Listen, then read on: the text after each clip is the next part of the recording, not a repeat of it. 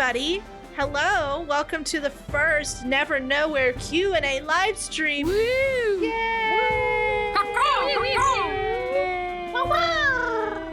Hi, my name is Kat, and usually I'm your game master, but tonight, I'm just me. Wow. Hi, my name is Noelle. Usually I play Pepper, but today I play all your heartstrings like a little lute. Whoa. Smooth. Yeah, that's right. That's crazy. Hi, my name is Juniper. Normally I play Valerian, but tonight I play a game that I'm going to need to give you a little bit of context for. Oh. Uh-oh, we're fucked. Back. Hello, my name is Errol. I normally play Friedrich on the podcast, but tonight I'm in my robes and I'm just here to answer some cues. Oh, fuck. Errol, when we first got on camera, I said, Errol, you look like you're dressed like a gentleman in your smoking robe. And they said, yes, that's what I was going for. Yeah, I'm doing my best. Hell yeah. And you're doing it so good. All right, so let's get into our wonderful questions here. Our first question comes to us from Patreon, from Milk Siri. Since Dames and Dragons was very squarely YA/high fantasy, and Nevernowhere features more disparate influences, what are specific genres/touchstones you took inspiration from? This goes both for the PCs, when we were creating our PCs, and the worlds themselves, and the world of Nevernowhere for Kat.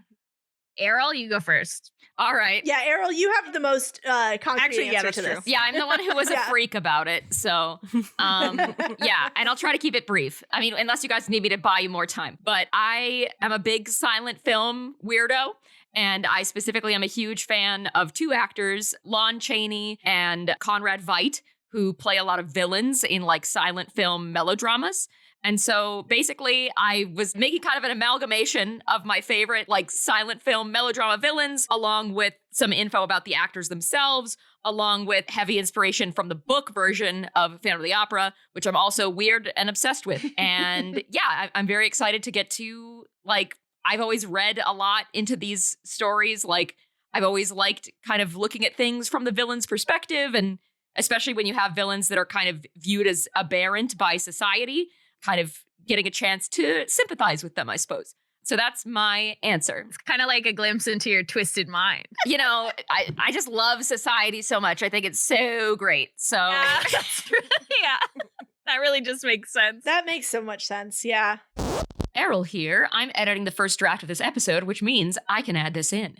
I was kind of distracted during the live Q&A, and I talk about Friedrich a lot off mic. So in retrospect, I didn't quite say what I wanted to say, how I wanted to say it. The way I described Friedrich to Kat when we had our initial planning meeting about him was actually, I wanted to take one of these silent film villains out of the context of the world he lives in to give him a chance to play a different role. And that's because I have related to these characters in some ways, who often have some physical quality that they're othered for, like a missing limb, an extra finger, facial difference, etc., who are often the most interesting characters in these melodramas, but are still sort of doomed by the narrative to be reduced to the role of the villain in unrequited love with the heroine, because these stories tend to equate being physically different to being morally deviant. Anyway, I could talk about silent movies and this topic forever, but let's get back to the podcast. Juniper, what about you? Well, you guys already know, because if I don't say this, all of you are going to scream it at me immediately, that Sephiroth was there. Yeah, he sure was. But he's, I know, I didn't know I was about to scream that at you until you said that. I know. I was. Like, I have to say it, because if I say anything else first, you guys are immediately going to scream Sephiroth at me. And Sephiroth definitely was a superficial inspiration for Valerian, mostly phically. I don't think necessarily in personality so much. They're exactly the same. They're exactly the same character. So similar. But I also I took a lot of inspiration from dictators. Mm-hmm. I mean, yeah. But I also wanted to explore the ways that, like, people can become cruel and evil. Like, I wanted to explore the ways that, and this obviously has not been put on highlight in the podcast just quite yet, but I wanted to make a character that, like, starts out not necessarily evil as a young person, but is turned into something, like, unrecognizable to their younger self by circumstances around them and their own personal choices. And so that's my inspiration. Always fun. Nice. I would say for Pepper, the inspirations for me were, well, I started out being like, I just want to make a problem for myself and play Bard. So I did that and I've never regretted it once. And so I was thinking like, you know, like archetypical Bard, kind of like a Jaskier from The Witcher type person. And then I was like, that crossed with like a very typical like protag kind of vibe of like optimism and Sora. Yes, Sora in particular. But yes. Yeah. But yeah, Sora from Kingdom Hearts was certainly a huge inspo. So those were where I was pulling from. Hell yeah. So obviously for the world of Nevernowhere and the Any Evers, the world that they travel through, tons of different things went into that. A lot of it was basically, I always have been fascinated by old circuses. I think that not just like the aesthetic of it and the performance of it, but the community. And there's some really interesting interviews with people who were performers and roadies and part of these circuses in the early 20th century. And one of the things that they talk about is how insular the community is, how it is really this traveling group. You know, carnies don't, at that time at least, didn't really socialize with the places that they went through. And they had this reputation for crime, which was in some cases earned and in a lot of cases not. I've always been really interested in that whole sort of subculture around circuses and traveling circuses in early 20th century train circuses in particular. So that was where kind of the seed of Nevernowhere came from. Actually, I can trace it back even further to a deeply specific moment in my childhood. There was a production of Antigone that was actually at the Black Box of the Minnesota Children's Theater at the MIA. And it was themed in this like the costumes were all of this sort of rundown circus theme. And I don't know, something about that and a childhood trip to Baraboo to see the Circus World Museum just like cemented circus stuff in my brain as something that I'm very interested and very inspired by. Sophie and I were both at that performance of Antigone, and we still talk about it to this day. We saw it in 9th grade on a field trip. Dang. Antigone. One of the things that we also remember is that there were no chairs. We were all forced to stand, and the actors moved through us. It was all on in the blackbacks on the stage. Even at 14 years old, it was deeply painful to stand for that long. Yeah. So anyway, for the specific world, I do say at the top of whenever I introduce the world, I tell these three, here are my cultural touchstones. So at Phatrea, the cultural touchstone was Disney's Hercules. And for the worlds that we have recorded that we haven't aired yet, I've had specific cultural touchstones, largely because I'm not developing these worlds very deeply. I am doing very surface level world building for these worlds. So it's very helpful to just say this world is Disney's Hercules, you know? It's surface level for Cat. Yeah. Yeah, there's definitely a lot going on in the actual worlds. Yeah, well, okay. I don't come up with the whole history of the world. I just, you know. You don't specifically work out every kink in the economy and I mean, I relate, Kat. I know you and I over-prepare brothers. Over-prepare brothers. I do have one more specific reference, though, for the entire thing of Nevernowhere is a book called The Saint of Bright Doors, which I read just before I started doing prep for this. It's really interesting. Highly recommend it. Very weird book. Very much non-Western storytelling style. I believe it's Southeast Asian. I'm blanking on which culture specifically it is. But it's really fascinating book. I highly recommend it. Just don't go in expecting it to have an ending that is very traditional to Western audiences. So yeah, there was a whole concept with Nevernowhere that we discarded that anytime you closed a door, it might disappear, which that I had lifted straight from Saint of Bright Doors. We decided that would get way too complicated to deal with, so that ended up on the cutting room floor. We all really liked it, but then it immediately, we had to ask a billion questions, and then we were like, yes, we can't do this. Yeah. Yeah. For our next question, we got this question from a few people, specifically Evil DM Josh on Blue Sky and Alenka Fig on Patreon. Why did you all choose Blades in the Dark for your next game? And what inspired you to do so? I really enjoyed the Adventure Zone's Blades in the Dark campaign. And specifically what I really liked about it and what I thought would be really good for our group was that it is not a very crunchy game. There's not a lot of math that you have to do in this game. And that is something that we struggled a lot with when we were playing D&D is all of the goddamn math. Except for Noelle, who is fine. Yeah. Yeah. I wanted to not rely on Noelle so much for us to shout out numbers and Noelle to do the math. Yeah, in no, her head. no, it's great to do less math. I'm really happy. Mhm. I'm about not it. even Great. I'm not And- even good at doing math in my head. And just for You're better editing than any of purposes- us. Yeah, you are. Yeah, just for editing purposes too. Yeah. The difference between editing episodes of Nevernowhere and editing episodes of, especially late episodes of Dames and Dragons, night and day. Night Yeah, and that's day in true. terms We of- don't have to edit all those Yeah. goddamn battles. Yeah, just mechanically. And I like in Blades, I like the way that the mechanics do not force every problem to be solved with violence, you know? Like Yeah. in Dungeons and Dragons, basically Mhm. anything you do has to be framed in the context of either a skill check, which is like off and on, but everything major has to be framed in the sense of a battle or in violence, even when you're trying to solve problems non-violently. And so I really like that Blades has a lot more room to solve problems in other ways. So that's what I'm really enjoying about the system. We're obviously still learning it, and we're not perfect at it. So I would never No, point we're anybody to our perfect at it. podcast. Oh, We're thank perfect. you. There's literally But no way that we we've could done it. possibly We've done improve. it better than anyone else. Yeah, And that's true. I want that on I- record. Yeah, and I forget to call out the position on rolls on purpose. Yeah, that's Yeah. because we're really good at it. We've developed a more advanced way of playing Blades in the Dark. It's not Cat really for like psychically- casuals. Yeah, Cat psychically downloads that information into our brains. Sometimes we forget to Mhm. say it Yeah. out loud, but it's just because we're Yeah, 'cause it's just extremely really- advanced but players. it's there. Mhm. It's there. What We it- know. What it has become is that if I don't call out the position, Yeah. if I don't say anything, it's risky standard. Because you If put that into our if it's- minds psychically. I put that into your brains We psychically. downloaded. Yes, We have so- it downloaded. Yeah, You wouldn't that's- download a position. you wouldn't download a rule of Blades of the Speak Dark. for yourself. On a very similar term, I just have like one more thing to add. Anonymous on Tumblr asked, now that you've had experience playing both D&D and Blades in the Dark long term, what would you say the advantages and disadvantages of those systems are for podcasting? And I would say for podcasting in particular, the biggest advantage of not playing D&D is that you don't have to do fights. Because fights, A, can be boring in a podcast, but B, like, oh my God, they're so horrible to edit. They sure are. Mhm. They're so They're- horrible. Yeah, it's it a is nightmare. not good. It's like an honest to God nightmare. Yeah. So not having to edit fights has been so wonderful for podcasting.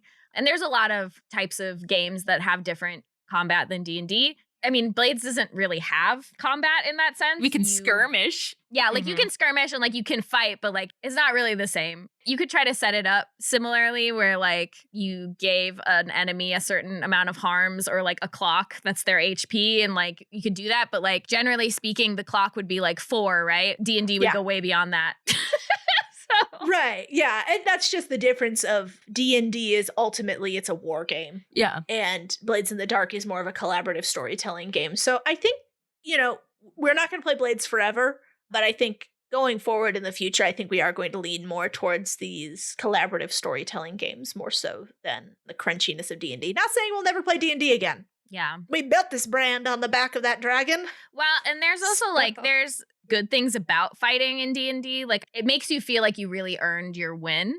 Mhm. Yes. And I think that's part of the reason why it feels like the game is really incentivizing you to put a fight at the end of everything, because that's what makes you feel like you earned the win, is winning that fight and not dying. But again, I'm happy to have a break from them.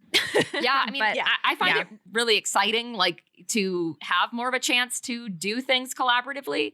Like, Yeah. I think that's really fun. And, like, I don't know, I worked with Kat a lot, like, with my insane, elaborate backstory and, like, talking to her about how I wanted to incorporate it. And I'm very excited to get more of that out into the world. But, like, I saw it as a big opportunity to get to have more of a chance to, like, shape the story in a way that was more personal than like Mhm. D&D, which I feel like tends to lend itself to less personal narratives in a way, because it's kind of like, we're gonna Yeah. save the world or whatever. Right. Yeah, that's because everything in D&D is based off of a fight. Mm-hmm. It lends itself more to those high stakes stories, which I don't know. I've talked at length about. I think Mhm. the things I would do differently if I do another D&D campaign, so I won't go into it this time. But Mhm. those things are fun. I will say that's it's a fun story to tell, but I'm Mhm. excited to tell more intimate stories with Blades in the Dark. And I think Virtual Brie had a good point. They said Blades is perfect for active role players, which the Larks are, and I feel that way as well. Yeah. That Very it's much like a little bit less limiting in terms of like how intensely we can role play. It's a little bit less limiting in terms of like, Kat, tell me everything that's in the room. Whereas Yes. like in Blades, you're more encouraged to be like, I see a curtain over there and I pull it aside. Like, Mhm. Right. Yeah. Yeah, exactly. Which is also great for me because my prep is a lot less detailed. yay. Yeah. Like, yeah. for example, for an episode of Dames and Dragons or like one campaign beat or whatever, I would probably do 10 to 20 pages of prep. Yeah, before we even got started. And this, Mhm. I'm doing like 3 to 4 pages before we get started, and then I Mhm. add on as we keep going. Yeah. I think it's less work in general, which is, I think, really good for podcasts when there's so much additional work on top of playing the game that you have That's to do. true, yeah. And Mhm. also, we are all now older and have more responsibilities. Yes, That's true, too. Kind of on a similar note, Musetail on Patreon asked, for the whole cast, what does your preparation look like between sessions? So, Kat, you said you're generally prepping a few pages. Yeah, so I can go a little bit into that. So I'll talk specifically when we're going to a new world, because that's when I do the majority of the prep. I start by basically coming up with like, what's the theme of this world going to be? Is it going to be Disney's Hercules? Is it going to be Redacted? Is it, I can't say with some of the other ones that we've done because we haven't gotten to them yet. But I kind of come up with a general theme and vibe. And in some cases, I do a little bit of research into like, other cultural touchstones around that. Like ancient Greece for Avatrea. Yeah, exactly. I actually did a bunch of research on ancient Greece. Like we mentioned briefly that the servant girl is a helot.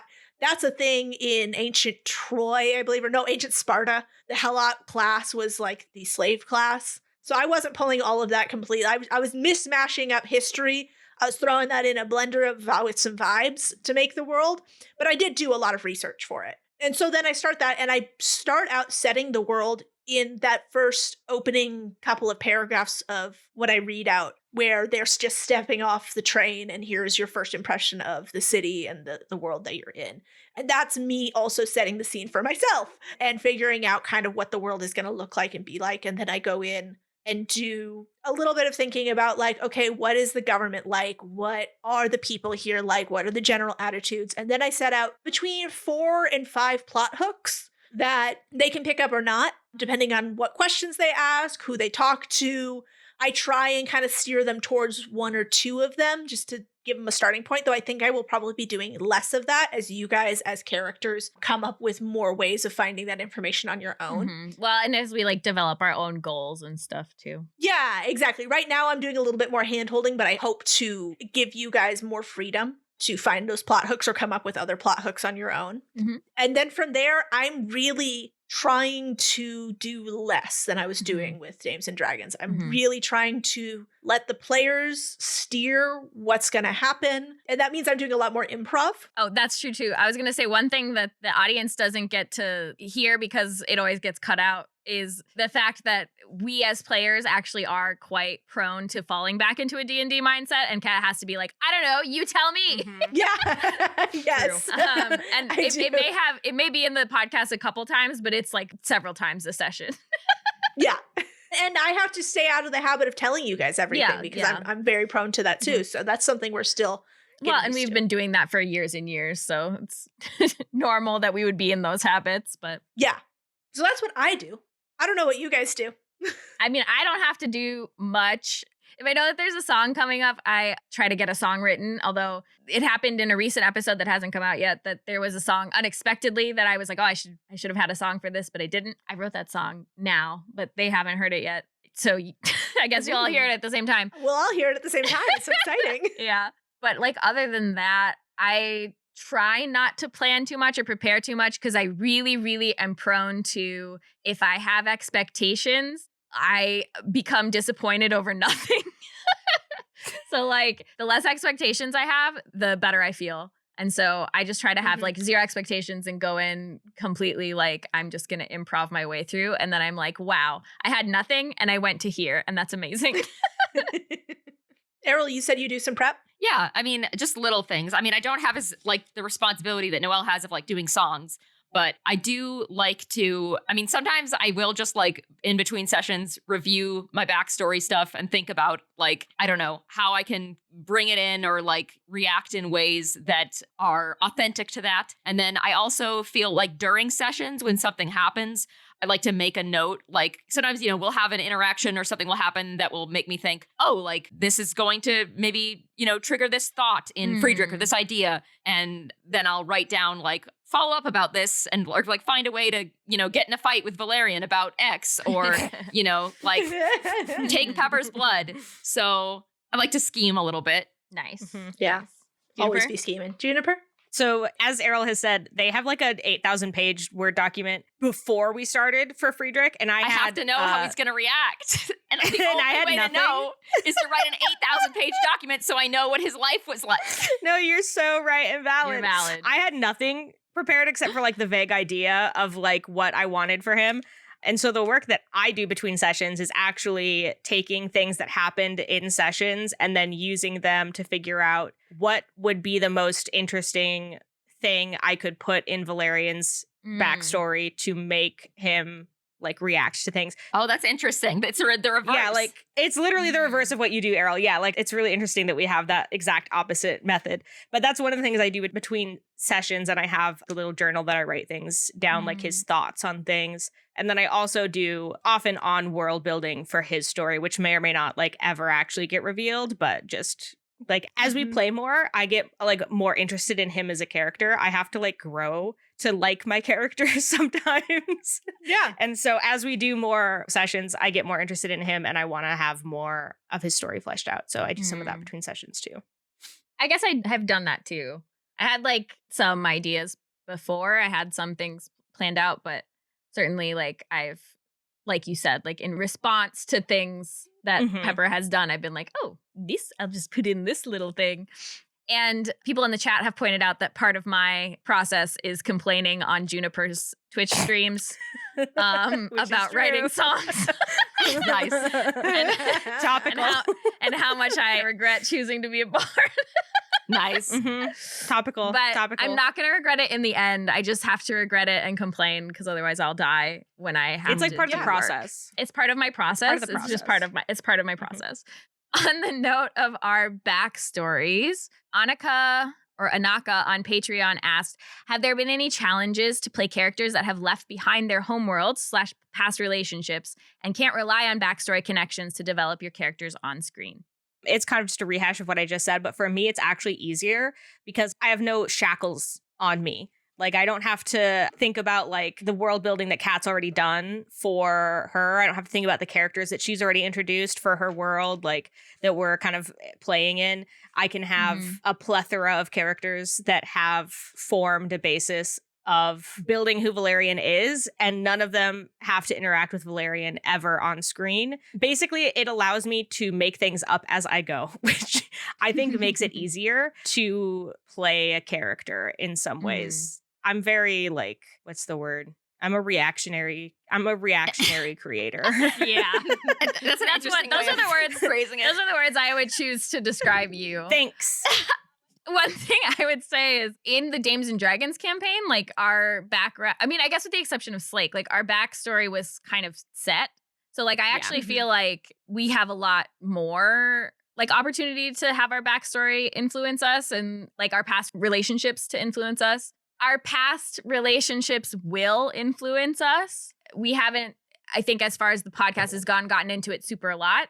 And I also have an idea that I've talked to them about that I really want to do backstory stuff that I'm really excited about. Yes. So, Yeah. We won't say anything about it because can't say more than that, but I'm excited. Yeah. We can't say more. And yeah, I wanted to say, like, for me, because I wrote, if you'll refer to my 40-page novel, like, I feel like with Friedrich, whenever I'm having him, you know, make decisions, he has, like, 2 people at least that were very or are very influential in his life. So whenever I'm having him react to anything, I'm also thinking about how those people have shaped him, and it's important to him. So it's important to me. Nice. I think about that in terms of which characters that we interact with remind Valerian of a person from his past, and how does that similar, affect the way that he treats other characters that he interacts with. From the chat, we have the question, well, now we need to know which Kingdom Hearts / a Final Fantasy character Friedrich is. Yes. Since Valerian has Sephiroth inspirations and Pepper has Sora Kingdom Hearts inspirations. I mean, I hate to say it, like, I haven't played really any Final Fantasy, but I've played Kingdom Hearts, and my only thought is fucking Donald. Donald. No. Come on. I mean, I love that you said Donald. It's literally No, Donald, though. No, He's literally it's Donald. It's actually Literally Donald. I was gonna try. He's I was so gonna throw angry. you a bone. I was gonna try to help you out, but I No, guess no, not. no. You're right. It is What Donald. were you going to No, say? it's What were you going to Donald. say? I was There's gonna no way say out of what the Elle Donald said, bowl. which is Vexen. Oh, yeah. I see people in the chat saying that. yeah. And, you know, I Yeah. did like Vexen as a child, so I'll take it. He is a mad scientist a bit. Yeah, he is. Yeah, he's a, But I he's only a know crazy him little from- scientist. I don't know too much. Like, I don't know if they retconned him to be, like, terrible or anything, so. I mean, I think he's only really in 2 games. I think he's only ever Yeah. been terrible. Also, I love Actually, the yeah. idea that this is Sora Donald, and that makes you one person. That makes you one person, Valerian. No, shut the fuck up. Shut the. Literally, Oh people my were God. saying that Pepper has goofy-like That's qualities. so fucking funny. I don't That's have so goofy funny. like qualities. I have Sora No. like qualities. Yeah, Pepper Yeah, has no, Sora-like Pep- qualities, which Can you give Noelle us is can you give us a implying- Valerian voice goofy line? hold on. What does Goofy actually say? That's like I know what he says. He says, like, Gorge. Yeah. I hate being scolded, of course. Oh, you're so right. Okay, so I have to say that, and then I have to spin it with like a Valerian accent. Okay, hold on. I have to say it like Goofy. Gosh, I hate being scolded. I don't know. It's dealer's choice, baby. No, that was my Goofy take, my pure straight Goofy take. Okay, Mm-hmm. and I have to My do pure Valerian. straight goofy. Gosh, I hate to be scolded. You sound fucking Scottish, dude. I love it when you try to combine things and you become Scottish. I just become Scottish, dude. And then you have to say in Goofy's voice, Scottish. the people, they hate me. The people, they hate me. Nice. All right. Well, thank God we got Someone that make sorted fan art. out. Yeah, someone needs to make some fan art. Really important. Pretty fucking important shit to do. Oh, okay. This is kind of related again. So this comes from Muse Tale on Patreon. How much do the Larks discuss the happenings and direction of the current campaign outside of a session 0? So the reason that I like this question to answer is because I feel like this is like different than in Dames and Dragons. Like we kind of are talking more. Yes, Yeah. definitely. I think in Dames and Dragons, I was Keeper of secrets. infuriating my friends by using the kissy emoji a lot. Oh, yeah, that's whenever they'd true. ask me questions, and you're I'd still go, welcome to do that. It's fine. Like You- you need to yeah. keep your secrets, but I do, Keep have, your and I do have secrets. many secrets. I do have Mhm. many secrets, Mhm. but it was more me coming up with plots and mysteries and them exploring them. yeah. Whereas I think in this, all of us are coming up with our own little plots and mysteries. That's and true. We, are, We could all each kissy emoji presenting each them. other. Yes. we could all can. kissy emoji each other. A That's so 4-way true. kissy I mean, like, emoji Errol- situation. Right. Errol and I were just texting about Friedrich's secrets a couple days ago. Would love to text about his secrets. We love Kat. to text about his secrets. Kat, I gotta text you about some secrets. Yeah, please text me about Valerian's secrets. Kat also knows And Pepper's Noelle and I have secrets. also texted about Pepper's secrets. So, like, I've got Yeah. secrets coming Yeah. in from all I mean, yeah, sides. Kat still is the keeper of the secrets, but we all have character secrets now, which before we didn't because it was like, well, we know the backstory. Yeah. Yeah. But in addition to that, there's also a lot more of like recently in like the last time we recorded, Errol Mhm. was like, I really want to do this scene. Yeah, Yes. yeah. And then said, I can't believe we're doing this. I couldn't control myself. That was so funny. They literally were like, oh my God, Kat. Like, I can't believe you did this. It was literally like, tell me I'm pretty. You didn't have to say that. Like, Literally, That was like, exactly the vibe. I mean, you know, it's like, it was amazing. it was very exciting to get to, you Yeah. know, to do what we did. yeah, I'm weird, you know? Yeah. You're just But weird. I'm a weirdo. everybody is, you're a weirdo. You're a beautiful Jughead and we love you for it. Killing myself. I've never seen you not wearing that robe. I know. I've never seen it. Every No, day. me neither. Watch Riverdale Roulette. But yeah, I think all of us are coming up with story beats more. Everybody is welcome to, especially during like downtime and stuff. We'll say like Pepper and Stella going on a date, or Friedrich and his date with Ratu. Those are like things that the players brought to me. And then I said, hell yeah, let's do it. And so that's been a lot of fun. Hell yeah. This is another interesting question from Patreon. Ella from Patreon asked, the Nevernowhere players are allied, but perhaps aren't yet friends, which is a very different feeling than the last campaign. It feels like we'll see more clashes of personality in this campaign. Have you set any boundaries about splitting the party or the characters leaving to join other factions? Might one character cause another's death or downfall? Ooh. It's all on the table, baby. Juicy. I think we are all held together by the fact that it would be not very fun for the party to be split. Well, Yeah, we're trying to keep it entertaining, but we have split Yeah. in some ways. The party as in the characters could split, I think, Mhm. but Mhm. us as the players would always still be playing together. we would still be if that makes collaborating. sense. I mean, it's Yeah, kind of like yeah. in so much as like Fran split the party at the end of the Right, last yeah. campaign. I also think it's interesting. The characters are allied, but perhaps aren't yet friends. Same as the beginning of Dames and Dragons. We also That's That's weren't right. very yet true. friends. Although And Slake didn't graduate to being a friend for a whole arc. Yeah, they had to be an intern. for one whole fucking arc, Because we decided to do that to them. we decided to do sickos. them so fucking dirty. But It literally, made sense for your characters. I just want you guys to know, like, as we were doing that to Slake, I just had this like sudden memory. Not that anyone's asking about this, but as we were doing that to Slake, like at the end of like the first like 3 times we played, we were like, but Errol, we're not saying you're an intern. We were like, Errol, this is a joke. This is only about Slake. Yeah, this is just Slake. You're here. You're a member of the team. Well, I do Yeah. actually remember asking you guys when we started. I remember being like, don't be like too nice to me, okay? Yeah. I remember that too. Yeah, I do remember I that. need not have asked. No. We were ready to be assholes from minute 1. It's so Mhm. true. Mm-hmm. But we wanted it to be entertaining. It'd be boring if we all just were like, let's be friends, and that was it. Yeah, that's true. But yeah, I mean, I think like one character causing another's death or downfall is very fun and flirty. Mm-hmm. I don't Yeah, see, we'll see how it goes. I don't see the seeds of that right now, but like No. I feel like it mean- certainly could happen. Oh my Yeah. God. Errol. Well, I mean, Friedrich's I'm not. Friedrich literally No. plotting our deaths. Well, look, I'm not going to say that he hasn't thought about it, but I'll that never means- tell. But he is tempered by the fact that I want to keep playing with my friends, and I think too we would probably, as a group, discuss. We would discuss it. Like we wouldn't just be Yeah. like Yeah. while playing have one of our characters kill the other one. I think we would talk Yeah. about Yeah. if that was something we No. wanted to do mutually with mutual consent. Right. Mhm. Absolutely, yeah. Well, and like similar to what we did with like Fran Yeah. Mhm. talking Right, about it yeah. beforehand, so it's not just like something that's suddenly happening and you're like, ah. Yeah. Yeah, Like, we wait talked a minute. about Like, all of why are that. you killing my character or something? Right. Yeah. Right. Yeah. The whole Fran arc we talked about extensively A off lot. mic Yeah. to like make sure we were all on the same page. But we did And I keep think- some of it secret from, I We think, did.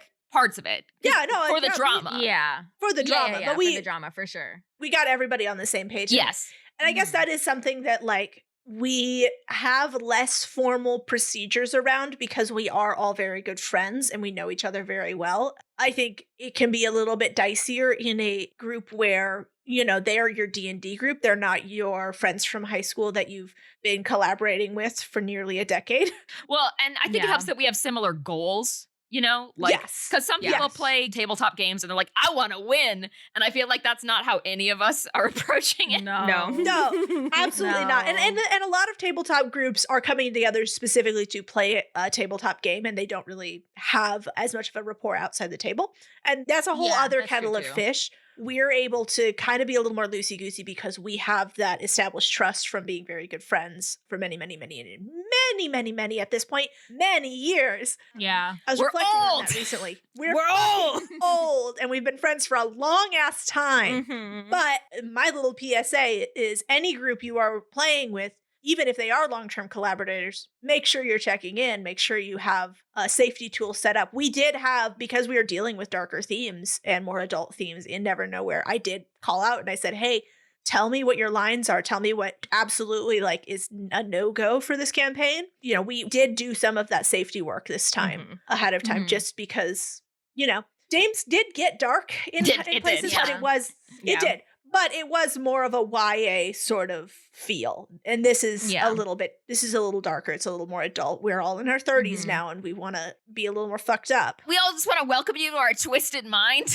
Our twisted 33 to 34-year-old minds. Hell yeah.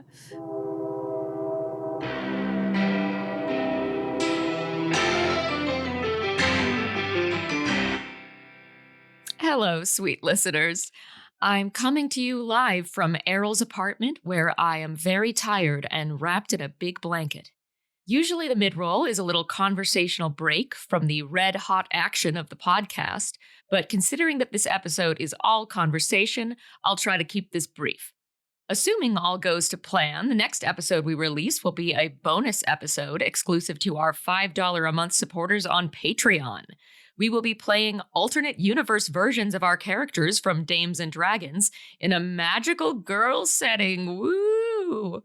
We haven't recorded it yet, but I hope it's exactly like Sailor Moon, by which I mean completely insane. That means there will be a week with no episode on our regular feed, so sailors take heed. Thank you to everyone supporting us on Patreon. Your support helps us keep the show running, pay our audio editor, and our bills. And you get lots of amazing rewards for supporting us, so go check it out. Even if you follow for free, you can see our announcements and the occasional bit of free bonus content. So get on over there. We also so appreciate those of you leaving us comments, and I want to thank Raptorix for their comment on Spotify, which reads, "Please give Marzipan some time off to calm down with a blanket of mice." To which I reply, "Ah, yes, nothing soothes a nervous child like the time-worn tradition of being covered by a swarm of live rodents. Takes me back." I also have a personal message to read from our store from Alan Bray, who says, "My dearest Rowan, I love you so very much. You are the sweetest, silliest, kindest, most intelligent person I have ever known. I am so happy to share my life with you, and I hope this message brightens your day as much as you brighten each day that I am with you. Love, Alan." Oh my God, me and who? Thank you, Alan, for supporting the show. If the rest of you listeners want to show someone you love them, remember, the greatest gift of all is products and services from the Legend Lark store. That's legendlark.store. Jot that down. A wonderful gift that you can give us is following our social media. We are at LegendLarkPod on Tumblr, Blue Sky, Instagram, Reddit, and YouTube. And speaking of YouTube, you should really follow us there because Noelle has been making some really amazing little animations with audio from the show. And you should go watch them and tell her how great they are and trap your whole social network in a cage and force them to watch all of them too. Before we wrap things up, I do want to say at the time I'm recording this, things are pretty wild in Minnesota. The people of our state, especially the not white people of our state, are under attack by the vile federal organization known as ICE. If you want resources on how you can help people who are being targeted and people who are working to protect their neighbors, here are some good places to start. You can follow Minnesota Immigrant Rights Action Committee. Their website is miracmn.com. Their Instagram, miracmn, is full of good info and updates. And you can check out the website standwithminnesota.com, which is a directory of places you can donate to, including mutual aid funds. At the time I'm recording this, it sounds like rent relief is sorely needed, and they have links to those funds you can donate to as well. Whether you are in Minnesota or out of state, there are so many different ways to help, so if you are able to, I hope that you will. Okay, one last thing. The message to Chantel. Chantel, the code word is Bean Boy the Best 5997. The sleeper agent is active. Go.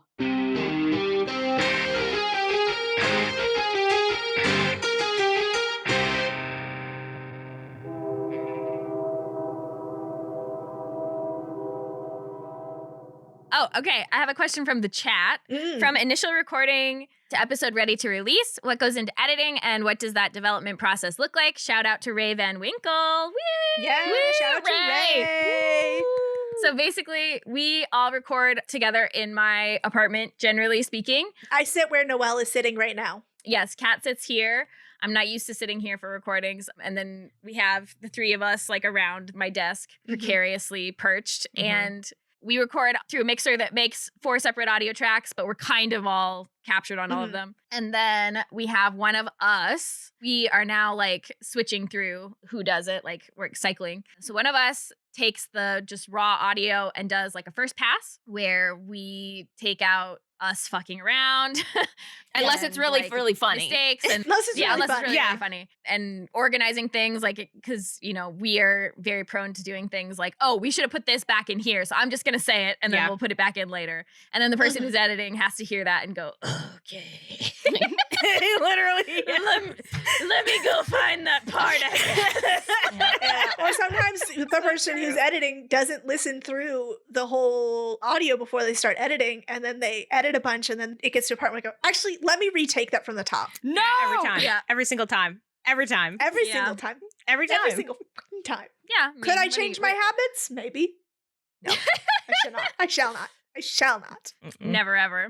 And then when we're done with our first pass, we send everything on over to Ray. Ray does, these days, she does the audio engineering. So like removing background noise and stuff like that. She makes everything sound nice. She adds the music. She adds the sound effects. And then she compiles that into a draft. And then she sends that to me. And I listen through, I make little markers and say, change this, change that, cut this out.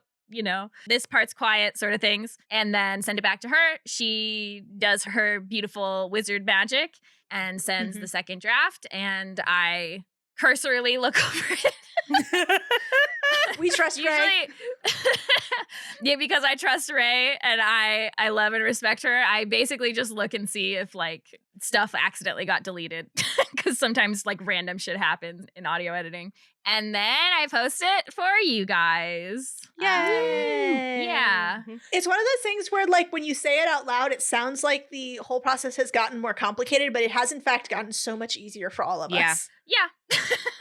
Yeah. Well, I mean, I think it's used to be more just like all those steps, but it's just like you're just One doing person. all of it. So Yeah. It was all just Yeah. on one person. So this is a wonderful process, and Ray, we love you so much. we love you, Ray. We love you, You Ray. saved our lives. Saved our lives. You are Thank the you, Ray. wind beneath the and wing. Particular, I want to shout out Ray for joining during the worst episodes of the podcast to edit. God. Oh, yeah, like the end of the main campaign. Yeah. Oh my And we god. kept having to be like, Ray, it won't always be like this. Literally every episode we were Like, like 'cause that. We were like, usually- we swear to God. Like usually we have like, you know what, like an hour-long episode. There might be a fight that's like 20 minutes long. Like that was our usual fare. By the time Ray came on, and this is partially why we took like such a long hiatus, the episodes were all like an hour and a half, and like 45 minutes of it was fighting, which means that we did the battle for like 3 hours and Jeez. cut it down to 45 minutes. And it was like Yeah. 5 total hours of recording time. Like, yeah. Yeah, those episodes were freaking Yeah. rough. They were real. They were, They rough were to tough edit. to do. They were tough Yeah. to do. And Ray was such a trooper, and we love her so much. Thank you, Ray. Thank you, Ray. Ray. And we're so happy to now offer you audio that is normal and what we always It's said. really normal. what we told you it would be when we hired you. And I can't stress this enough. It's so normal. It's actually so very normal. common. It's It's very more common than you think to have this kind of audio. But yes, any things to add to process? I mean, just that Noelle also, like, I mean, you may have mentioned it before, but like Noelle has written all the music for the whole ass Yeah. fucking Yes. podcast from the beginning, Oh, that's which is true. This part fucking of it. crazy.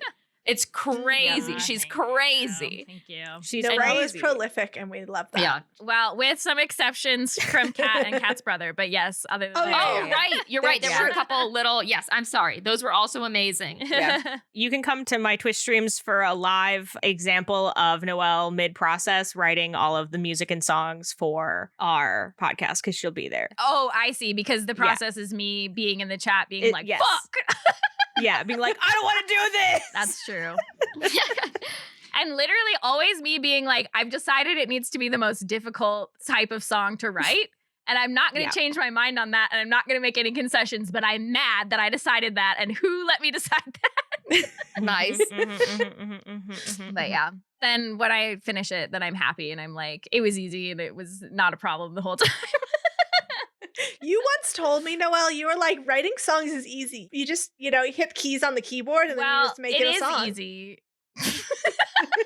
I feel like you're describing just like the creative process where That's like true. when you're done with it, you're like, it's so easy. But then like while you're doing it, you're like, why did I decide to do this the most complicated way imaginable and the biggest project that it could be and like all the rest? Well, yeah. The real culprit here is the creeping of expectations. So I made a promise to myself when we started this podcast that I was going to not worry about the music being good and that I was just gonna do like one take things and then edit it to be kind of listenable and have it just be the mood and like not worry about if it was good outside of that. And I've pretty much given up on that at this point, but it did slowly happen over a course of many years. So it's not so much that I feel you, brother. I get that so much. It's not that I was telling an untruth when I said it was easy, because it was easy then. Yeah. Valid. It's just over the course of the years, And every once in a while, there'll be like somebody who's like, oh, wow, like Noelle's just really improved as a musician. And it's like, I really haven't. If anything, actually, I've gotten worse. It's just that I used to be like, I'm not going to do this. And now I'm like, I don't know. I look in the mirror every morning and I say, fuck you. So I mean, I definitely don't think you've gotten worse. I don't think you've gotten worse either. mean, I think you've. We love your music. In terms of output, but yeah. no. In terms of my ability, yes, I have. That's just an objective fact. I get it. I get it, Noelle. I don't know what that means. No, Noelle, I get it. Because I used to be able to play guitar and now Exactly. I can't. You either use your skills or you lose your skills. Yeah. And I've lost many of them. But that's okay because the output has gotten better. So you guys can all enjoy that. I don't know enough about music to challenge you, but I feel But you I feel like mad. I want. I mean, your feel ability to write music, I assume, must have improved because you've been continuously writing music. Am I not? Is this not so? It's impossible to say. It's impossible to say. That's a subjective measurement. All right. Yeah. But, who knows? Anyways, okay, this is an interesting question. It's kind of a lore-based question. And Kat, you can answer as much of it or as little of it as you'd like. This comes from Lung Guppies over on Tumblr. They asked, what would happen if a train passenger published a very detailed autobiography? Would the train not want those memories or recollections anymore because everybody has access to them, or would it be able to eat all the books?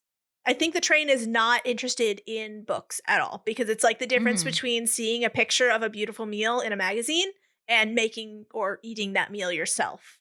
That's kind of the difference there.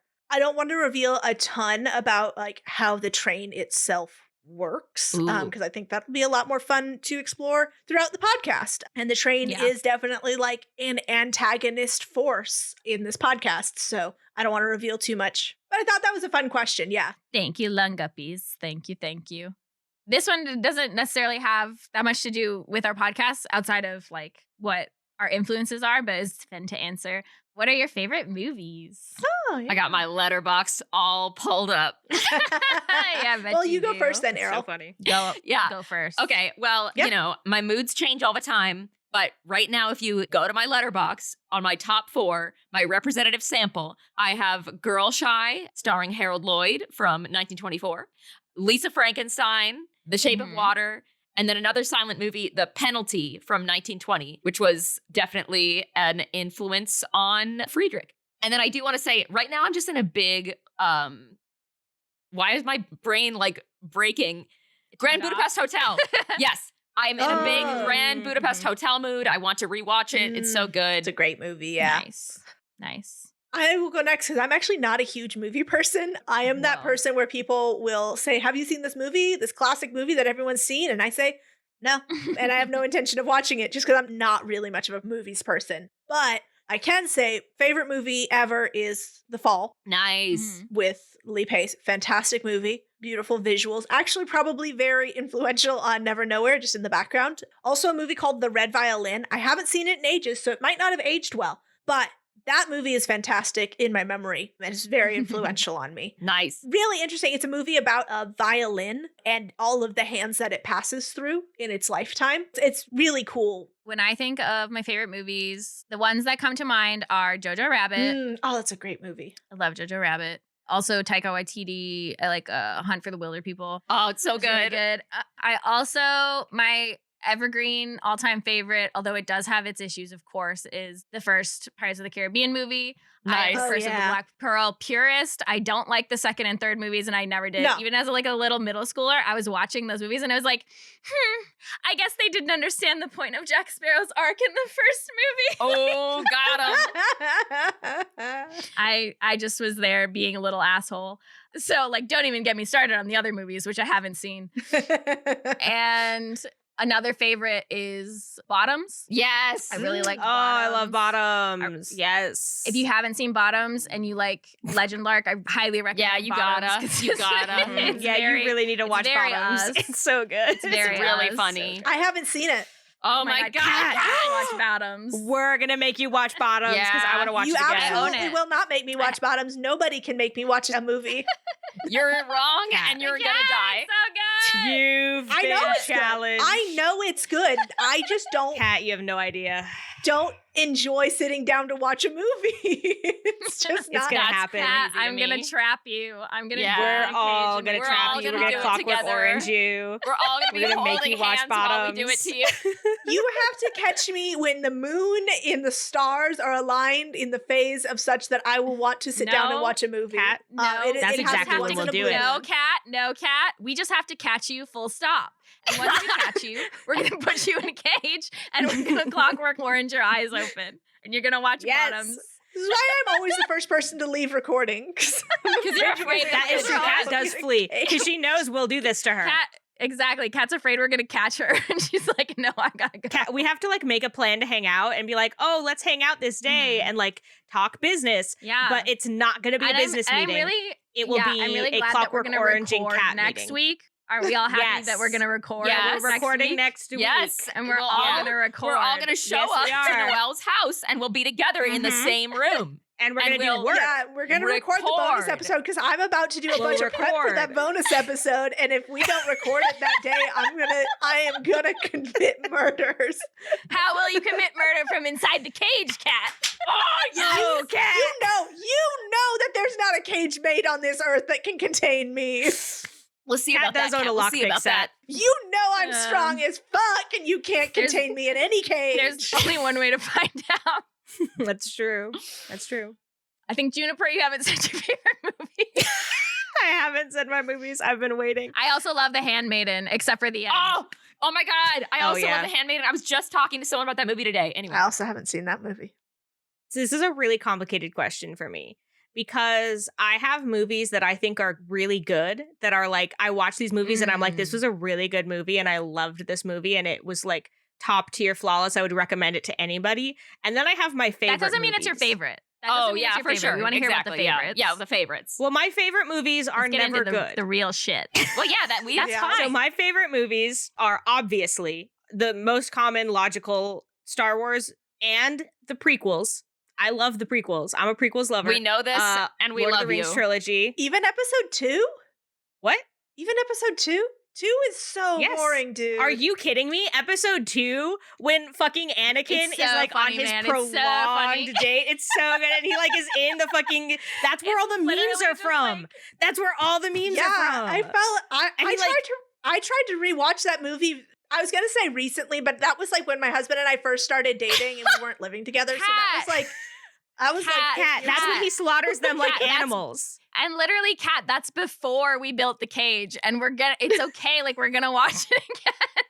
It's okay, don't worry I about fell it. asleep. We've I'll built fall the asleep cage. again. Really enjoy We've it built the this time. cage. I Yes. will fall We made- asleep again, and you won't be able to We- stop me from falling asleep. We made the cage extremely uncomfortable. There's no way Mhm. you'll sleep in that There's cage. no way out. We'll You give don't you all want the me. necessary context, and we'll It's turn literally- it on. Noelle, The cage don't you is an remember Iron how you Maiden guys- how- cage. Don't you remember when we were teens and you trapped me at your house all the time and you like Actually, make me watch wow, movies? yeah, I did do this in real Yeah, life a that's lot. true. That's awesome. That's real life. That's true, yeah. Because I get trapped at Noelle's house because my parents wouldn't come pick me up and Noelle wouldn't drive me home. Yeah, not until you watch my movies with me. You have to watch my films. You'd put on a movie and you know what I would do? I would fall the fuck asleep. Wow. That did happen. Well, whatever. Yeah. This time I'll find a way. This time it's going to be different. You can't stop. Noelle, it. you're really reminding me of all those silent film villains I love. Oh, true. Yeah. That's so Well, funny. you know. Okay. Let me finish Sorry, talking about my Juniper, movies. Juniper. Yeah, sorry. Okay. All of the new King Kong and Godzilla movies, I love them so much. They're so stupid. I'm obsessed with them. Also, all of the original Godzilla movies. Do you mean the American ones or the Japanese ones or both? Yes.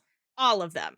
Like Okay. the Japanese ones. It doesn't matter which ones. It doesn't matter which one. I love Godzilla. The Japanese ones, I would consider films that are good. Like, well, Yeah. not all of them, but like some of Right. the more recent ones, especially, I Yeah. would consider like very impactful, good films. The Western ones, I would consider to be bad films, but I fucking love them. I am obsessed Nice. with them and I love them. And they're all super dumb and stupid and great. And then like other films that I consider good and that I really like, obviously Knives Out is one of my favorite movies. I'll watch it Oh, that's so yeah, many me too, millions yeah. and Oh, millions nice. of That's times. A movie that I can't watch too many times because it makes me cry, but I also really love and is one of my favorite movies is Beasts of the Southern Wild. Oh. Yeah, it's a really good movie. I'm trying to think of other movies that I think are good movies that I What really about like. Aliens? Oh my god, thank you, Errol. Yes, Aliens is probably the best movie that's ever been Aliens. made. Aliens. Yeah. Not Yeah, Alien. There's never been a better movie. Aliens. Never been a better movie. Best movie Aliens. ever existed. Aliens. Ooh, I watched a movie the other day that was so crazy. What was that movie? I watched The Core. That movie was crazy. Every disaster movie from the early 2000s and late 90s, my favorite movies. They're so Nice. God. They're so weird Even and Deep crazy. Impact.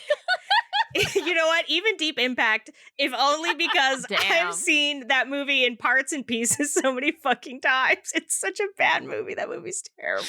Yeah. Ooh, also I can't remember if it's called Volcano or not, but the Volcano movie with Tommy Lee Jones. Oh my god. Chef's kiss.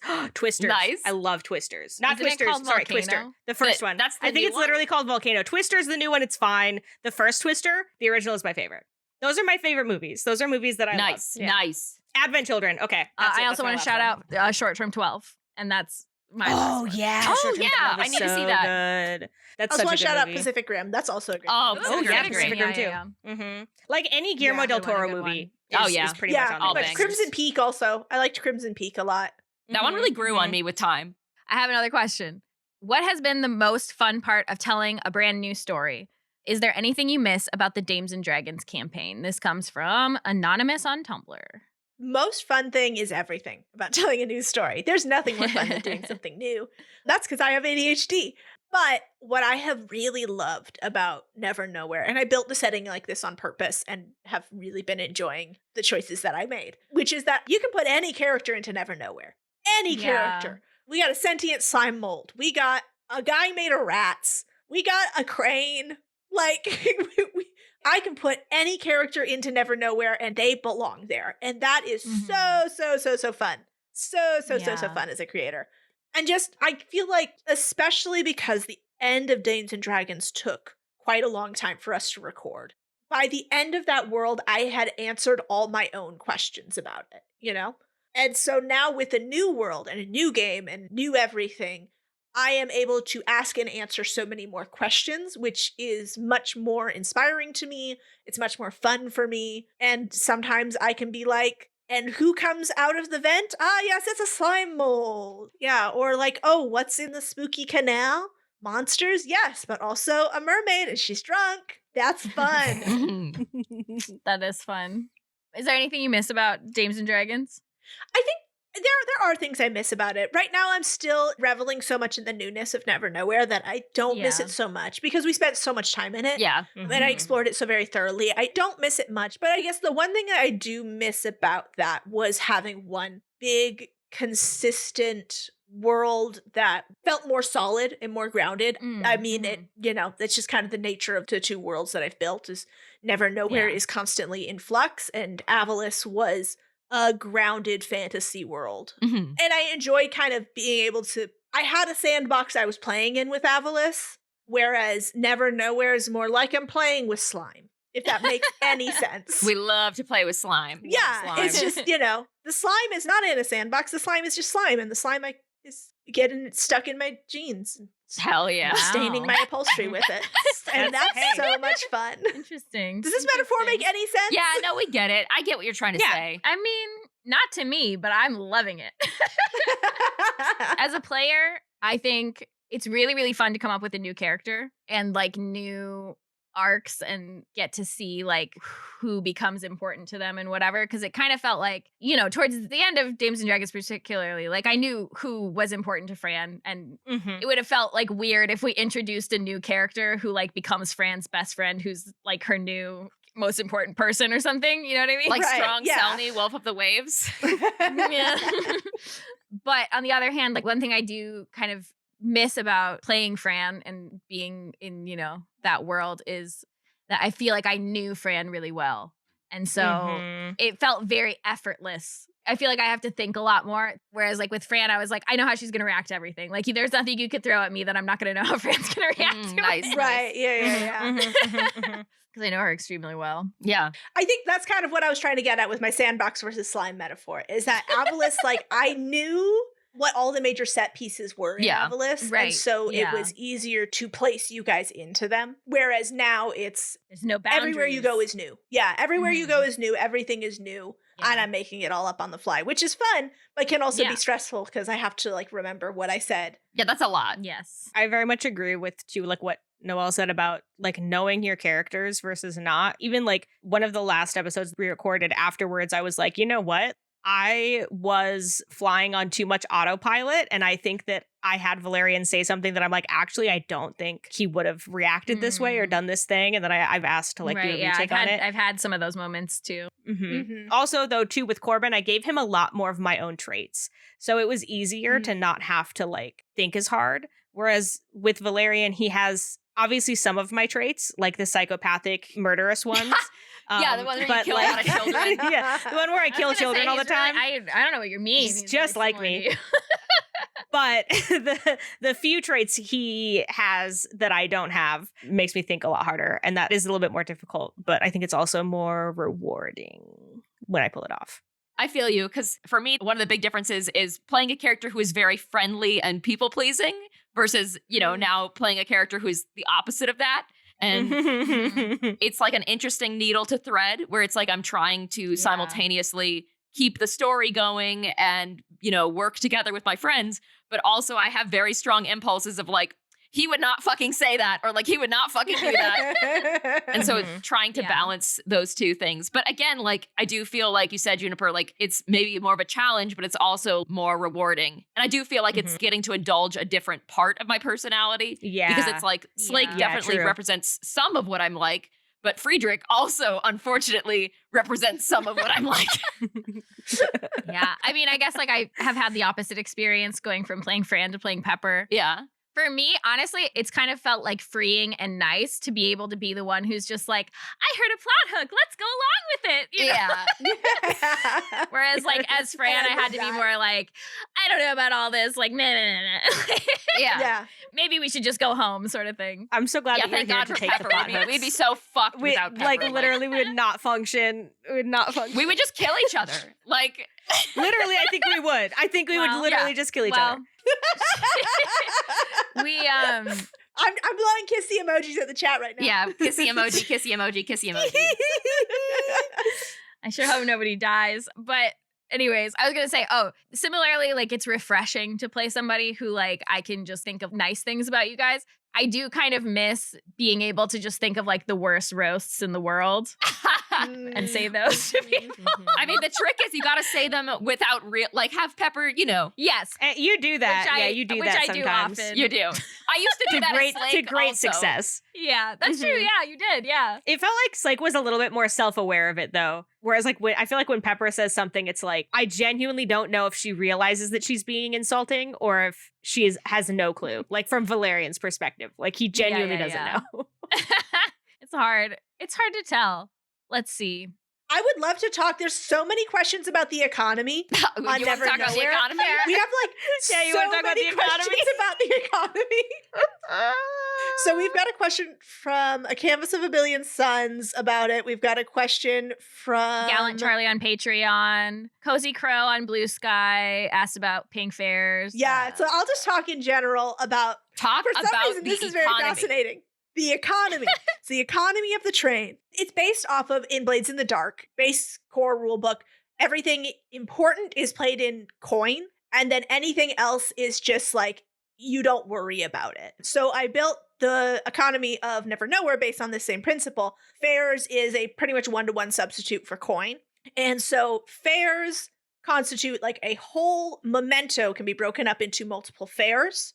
But then from there, the fairs can also be broken down further into what's called mixed coinage, which on the train is just like the coinage of 1,000 worlds. They don't really concern themselves with what's a 100 mark coin or whatever. We don't track mixed coinage. Mixed coinage is just like if they are going to go to a bar and they are going to buy a drink, that is mixed coinage. Mhm.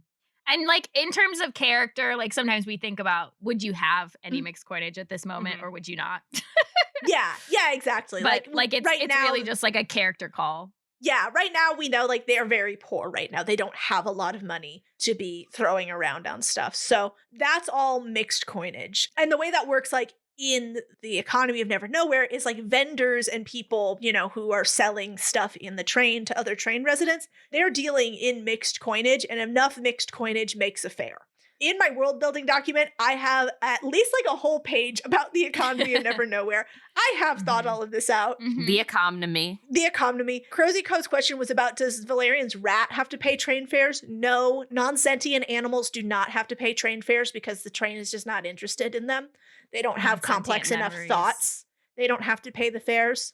And there's also a question in there about how does the train distinguish between sentient and non-sentient animals? That's just based on like, does this creature expect itself to be understood by all other creatures? Which is like, you know, Googie or Riot there in the back. Riot is trying to communicate desperately with Juniper right now. But I don't think Riot truly expects that he is being understood because he's a dog.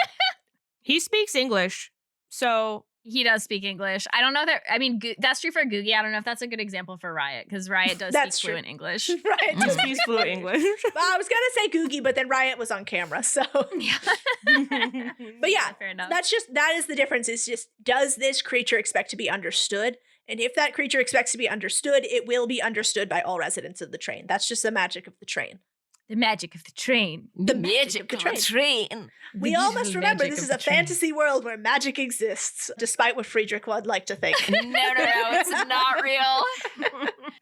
Does that cover it? Yes. That was an incredibly succinct and informative answer, in fact. Thank you. I wanted to ask one more question, and stream watchers, you already know the answer to this question because you are our beautiful patrons. But we did get a question from Ellie on Spotify that said, is it possible to get a recap of what each Patreon tier offers? And I'm not going to pass up that kind of free promo. Oh, I see. We should do that more often. Maybe so, yeah. Yeah, maybe so we should. All right, so here's what we got, folks. We have a $3 a month tier, and this gets you in the door for many, many, many things. So you're going to get access to a bunch of outtakes. We have outtakes from pretty much every single episode. There might be like one episode where we don't. Mhm. We have sometimes deleted scenes. We have random extras, and you get early release for every episode of the podcast, as long as we have the episode done, which we almost always do. And so I highly recommend that you check us out for $3 a month if you are interested in any extra content at all, because I think it's more than worth it. And we have literal hundreds and hundreds of posts for you to enjoy. Yeah. $5 a month. You get all of that. Plus, you get to listen to our bonus episodes. We have one where we were playing as Fran Corbin and Leica.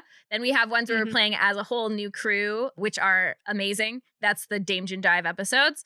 We are also coming out with, we're going to record, actually, we haven't recorded it yet. We're going to record a new hot, spicy bonus episode soon, unless we trap Cat in the cage first. And It all depends on the cage. It all Don't depends trap on the me. cage. Do not trap me in the cage on the future recordings. That's fine, but I'm about to spend a week doing an insane amount of prep, and if you guys don't let me use that prep, I'm gonna flip out. Cat, if you know the cage is coming, I I can't know that. You're right. Kat, well, we'll really record this time, and next time we'll record. Yeah. Yeah, next time Anyway, we'll record. Okay. But I think we can give a little teaser. With our new bonus episodes, we are going to be exploring some of the other Forged in the Dark titles. I'm cool with saying what the next one we're playing I think we is. should just say Say it.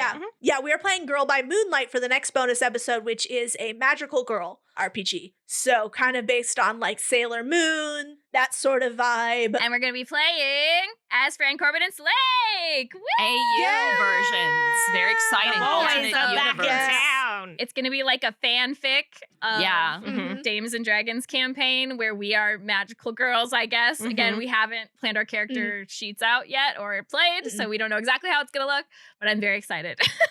Yeah, it's going to be a lot of fun. I've done a little thinking already on it, and I think you guys are really going to enjoy it. I think it's going to be a lot of fun. I'm saying this both to the players and to the listeners. And in our last Q&A, Errol did pledge to never play Slake again. Oh, yeah. And so Errol won't be on Yeah, it. no. We're going to have somebody else. Yeah, that makes sense. Yeah, we're bringing somebody It'll else be in for that. Gerald. It'll be our good friend Our Gerald. friend Gerald. Our friend Gerald of Rivera or whatever.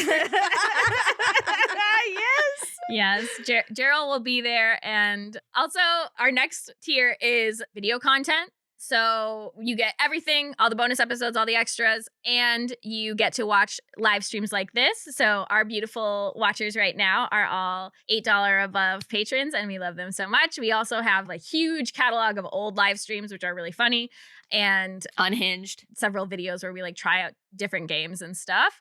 And then our $15 a month tier is our highest tier. And with that, you get everything from all the previous tiers. Plus, you get art 4 times a year. And one of those times you get a merch item, A gift. Yeah. which Yeah. is being sent soon. And I mean, with that, I think the cues have been answered. The cues have been The aid. cues have been The aid. trap has been set. Yes. The cage has been built. Cage is ready. You'll never catch me. You'll never catch me. We're gonna get you, Kat. So, anyways, Happy New Year and Happy New Year. And Happy Yes. New Year and Happy And New hap- Year. And Happy New Year.